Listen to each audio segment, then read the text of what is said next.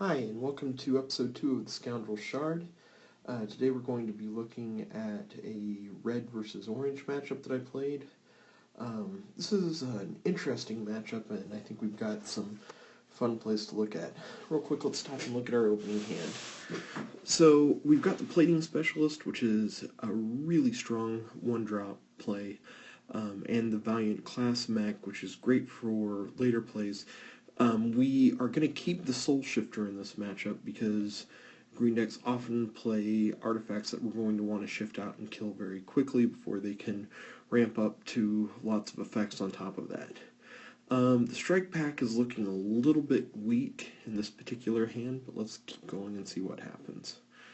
So, consider the Soul Shifter there.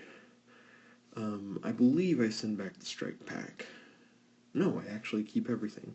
I'm not sure if that's the best play in this case. The Strike Pack is going to be a little bit slow, and we're short 2 and 3 drops, and you see we draw into a second Strike Pack. Probably should have shipped back the Strike Pack to try and draw into some 2 or 3 drop cards there. I think the placing of this Plating Specialist is fine. One of the things that I've really been working on in my play is not moving forward too aggressively. As we saw in episode 1, that can many times lead to just being overwhelmed very, very quickly. Also, the position of the hero there is quite strong. If they move forward to the other high ground, we can stop and shoot them across the gap in the rocks. We're basically just cycling the Strike Pack there. The Valiant Class Mech is a good card to have Strike Pack on. We are just going to move out of the way. We don't want to run up with our Plating Specialist. The 3 damage we really want to save for trading with other minions. It's not worth just the 3 burn against the hero. He plays a Cultivator, so between the Cultivator and the Quartermaster, we know that they are very, very strong into artifact play. So keeping the Soul Shifter was a strong start here. We really should have shipped back the Strike Pack. We've had no early plays. Here we can go ahead and cycle the second Strike Pack and then play our hero power to get a 2/2. Worth noting that in the upcoming patch it's going to be a 2/1. It's a pretty significant nerf, but I think a good balance change. I feel like that 2 power or 2 toughness for free cards was a little abusive there. So I approve the change, but worth noting that is going away very quickly. And here we see the incoming Stonecaller Seedling, as predicted. I mean, there was almost no way they weren't going to have that after both the Quartermaster and the Cultivator. And again, we are still really short on slow drops. We've got the Hound class, which will give us a good removal, especially if we play it for the full. If we play it for 3, we can probably get 2 trades out of it, which is what we want to do with our minions at this point. The ping on the Cultivator is fine. Again, not moving forward aggressively with the Plating Specialist because we don't want the Cultivator. Actually, we should have moved the Plating Specialist back 1 more spot. We don't want the Cultivator running up and trading with it, and I believe that's what happens. This is another aspect of my play that I really need to work on, is just being able to say, okay, that is 3 squares away, that's how many they're going to be able to run up and hit, and having that good game awareness of, I need to be very aware of where everybody's position is. I mean, we really don't care and actually he completely misplays there and brings the quartermaster up. The much better trade would have been for the cultivator.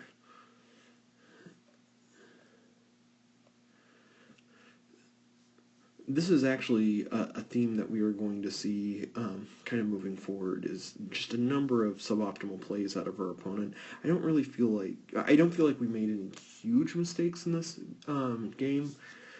We're fine moving up there with the Hound class tech. We've got 2-for-1 value out of him. We really want to move forward with the Creation Specialist here. If the Angry Stone trades with the Hound class, then we've gotten 3-for-1 value. That's fine.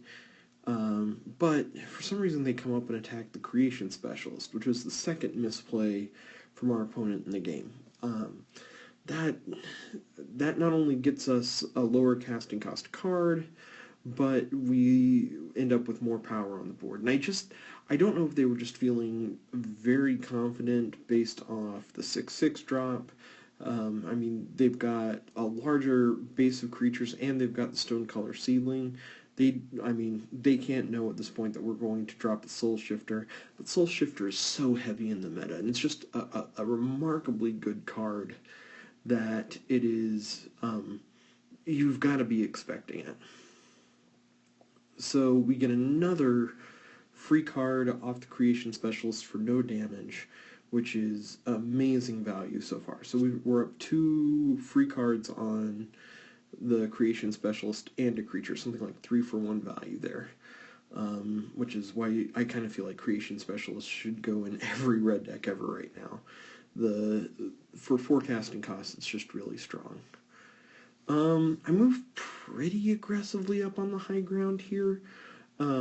Especially, we've got the Soul Shifter hanging out there. That's probably fine. This is the weirdest move, putting the Blight Spore back on his own side.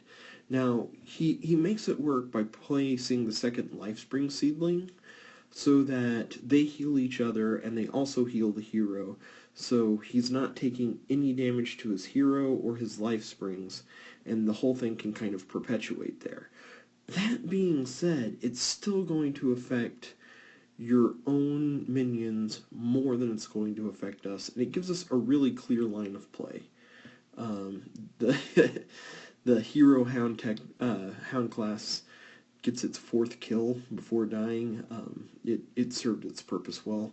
And we've got a handful of gas. Our opponent has 4 cards. We have almost a full grip.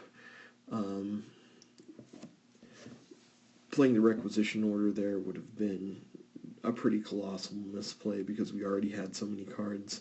And he's got quite a bit down on the board still. Right now, our best play is to build up and try and keep him from being able to push into our side, while also letting his own Bright Spore do damage to his minions on the inside. He's created a situation where he has to move forward, or his minions are going to start taking damage that his seedlings can't heal up. You see, he made another copy of the Lifespring seedling. I don't know if that's really necessary at this point. Maybe it would have been better for him to get the Bright Spore, so if he's going to chase this path of really pushing the Bright Spores, or the Blight Spore, getting that damage down, that may have been a much more optimal play there. I don't think having 3 at this point is any better than having 2. Especially when you've got so much defense. He's got all of this over here, kind of keeping that area secure, and we are all the way over on the other side. There's really not much that we can do there to push in on him at the moment. So I think that is another misplay. But he is moving forward. He's got 2 Tink Masters, just a lot of fat on the board. We have the Outlaw Gunner, which is going to let us soften those up as they walk up. But this is a turn where we really need to be careful. So we play the Overdrive on the Outlaw Gunner just to try and take one of these guys out. But we're pretty much just giving up the Outlaw Gunner after that. He goes down for free. Not only that, he can go down for free to the Disciple of Alamist. Just straight walk up and kill. Again, being aware of the number of spaces in the moment is something that I really need to work on in this game. The timer plays merry hell with your ability to make those decisions on the fly. I think that's a game sense thing. I've only been playing the game for less than a week at this point, and really ingraining that space to where I have a good idea of I need to pull back, use my ranged minions more, and have priority when I attack so that I don't just lose minions for free. This is just another weird play. Blightspore at this point, yes, he gets the Plating Specialist, and that was a guaranteed kill on the Plating Specialist, but it just goes down immediately. He basically used it as a removal on a 3-2, where if he had played it somewhere down in this area, or maybe over in this area, I would have had to walk into it. There's no way the 8-7 could have gotten over there fast enough. I don't feel like that was an optimal play on his part. And as you can see, now his minions are starting to take damage to his own Blightspore, just by having it there. He's got to start moving in rapidly, or he just loses that investment that he's made. I still have a full grip at this point, and now we're faced with the choice of, do we play a lot of cheap minions, or do we try to start pushing down power towards the back line? There's a couple of different ways we could go with this. Honestly, one of the plays I was really looking for here was just keep digging until I can find a second Soul Shifter to clear out the Blightspore and then just move in. But at this point, really having to look at how I'm going to defend from the incoming tide, while at the same time looking for a long-term plan. I played the Thundering Giant there and killed my own Gizmo, which is a horrible play and something that definitely need to be aware of. He plays a Precise Detonation to take a good chunk of health off both the Thundering Giant and the Osprey Guard.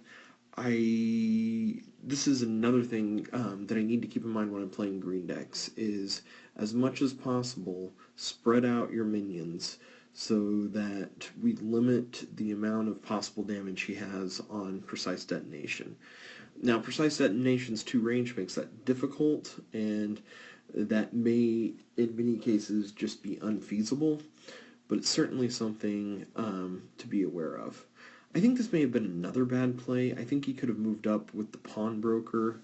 That would have been 5 steps, so his Pawnbroker was there, so 1, 2, 3, 4, 5. Yeah, he could have moved up with the Pawnbroker there, kept a larger dude, but the Pawnbroker was in range to start healing and not immediately die, which is something he has to keep in mind now. So now he's kind of at a weird place.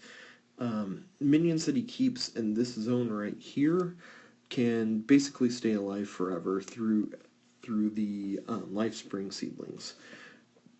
But he's got so much spreading gunk on the board that if he tries to push into my territory, just in the process of getting over there, it's going to start causing damage. So here I play the Valiant with the damage shield as opposed to the Shroud. The Shroud is really, really powerful because it makes sure that it doesn't get petrified, which is always a danger when playing a green deck. Basically, every green deck should be running Petrify. But I was looking to either bait the Petrify because I've got a lot of fat in my hand and I've got a builder platform, or if he doesn't have the Petrify, just be able to do a lot of serious trading here. So it turns out that he doesn't have the Petrify, which is, I mean, obviously great news. He does go ahead and trade. I think this is yet another horrible play on his part. I think he would have been much better off. He attacked it, and he didn't have to. He had the overkill on the pawnbroker, so he just took 8 damage for free. Obviously, if you can avoid 8 damage to your hero, do it. Again, I don't know if he just wasn't worried about it because he's got so much healing going on over there, but as we'll see in a little bit, does not really work out well. He plays the Stone Call Ceiling in the back line. Again, I have no idea why. I mean, the Stone Call itself dies to just a straight-up ranged attack. I have 5 damage sitting over there to clear it out. Again, he could have played it somewhere over here or over here, and then at least it has a chance to spawn in like this square or this square. Still within line of sight for a couple of steps, but not going to die immediately. And if you can either put other deep strike minions in or start moving forward, it can possibly give you what you need to get some benefit out of that. Otherwise, he could have just held it. There was really no reason to play it right there. We're at a little bit of an impasse, and he's not losing life. He could make a lot, like, I have to make plays in. We did Deep Strike the Zyger 1 in to kill a few more guys. He goes ahead and attacks again, which puts him at 8, and then lets the poison finish him off. But that 2 damage was not 2 damage he needed to take. The poison triggers at the end of every turn. He just had to hit it for 2, and then back off, and the poison would have killed it before it could have attacked again.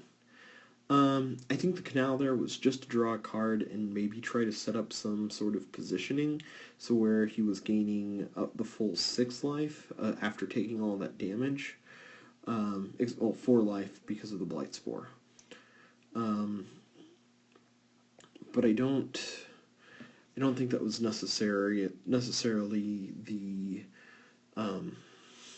it was the optimal play on the canal, but there was no reason he needed to attack it and go down that far. If he hadn't, he was at 16 life. That would have put him up to 24 life. Would have been in much better shape. So we have the build platform here.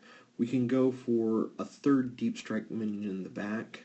I don't take the damage on to... It really doesn't matter what I take the damage onto here. By doing it there, it doesn't go away because that one is now out of range of healing from the other 2, so it will eventually die. We drop the builder platform, and then drop an 11-10, and this time we do put the Shroud on the Valiant Guard because we want to make sure that he doesn't die to Petrify. There are no boulders around, and he's already used both precise detonations. With the extra health from the platform, he's tanky enough that we don't care about the extra couple of damage here. And we can just directly start attacking him down. So at this point, it's really difficult for him to come back from this. We have the option of taking down the Blight Spore if we want to. There's this precise detonation. He does get 2 Zapper Gizmos with that. And again, I had him spread at that point, but it is very difficult to get in there. He attacks into the guard, just setting himself up for death. I don't know if he'd given up at this point or what, but it's just a series of suboptimal plays. The big takeaways that I found from this game, number one, being patient and not rushing in very much pays off. That's the lesson we learned from episode 1. Episode 2, I think our big lesson is being efficient with our units and then finding ways to capitalize on our opponent's mistakes. That seems to be the big way that we came into that game and won. I like both of these decks. I feel like he had a really strong game plan, but once he got towards the end game, he didn't know where to go with it. And I think he would have been better served by being more cautious with his unit placement, just bury himself in to where that anything that has to try and wade in is taking tons of damage along the way, and then you refill the ranks on the outside. Overall, I think it was a very fun game. I think there's a lot to learn here, and I will look forward to looking at another one with you tomorrow. Have a good day.